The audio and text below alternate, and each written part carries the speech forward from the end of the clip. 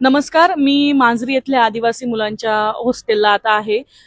5 दिवसापासून काही विद्यार्थी आमरण उपोषणाला बसलेले आहेत. आज त्यांचा 5वा दिवस आमरण उपोषणाचा आहे. म्हणजे त्यांच्या ज्या साध्या मागण्या आहेत की जो जी.आर. शासनाने आता आदिवासी विद्यार्थ्यांसाठी काढला, जो की त्यांच्यावर अन्याय करणारा आहे, त्यांच्या भत्ता, त्यांना मिळणाऱ्या सुविधा कमी करून घेतलेल्या आहेत त्या जी.आर. मधून.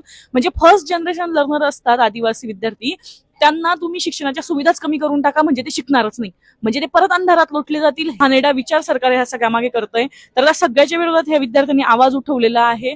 आणि मी सुरुवातीला सांगते की NSUI म्हणून आमचे नेते सागर साळुंखे यांच्या नेतृत्वाखाली आमचा ह्या आंदोलनाला पूर्ण पाठिंबा आहे. आंदोलनाकडे सरकारने लक्ष द्यावं अशी आम्ही सरकारला विनंती करतो. इथे काही विद्यार्थिनी आहेत, आपण त्यांच्याकडूनच जाणून घेऊयात की त्यांचं नेमकं म्हणणं काय. जो 14 ऑगस्टचा जी.आर. आहे त्यामध्ये आमच्या कुठल्याच म्हणजे आमच्या शिक्षणावरती अट काढली जाते. सांगितलं गेले जी.आर. मध्ये गॅप जर असेल तर मुलींना पुढे शिकता येणार नाही. मग आम्हाला काही प्रॉब्लेममुळे जर गॅप पडलाच तर आमच्या शिक्षणामध्ये खंड पडलाच तर आम्ही पुढे शिकायचंच नाही का, घरीच बसायचे का? प्रॉब्लेम येऊ शकतात ना, कुणाला नाही येते, प्रत्येकालाच अडचणी येतात. मग आम्ही तिथेच अर्धवट शिक्षण सोडून जायचं का?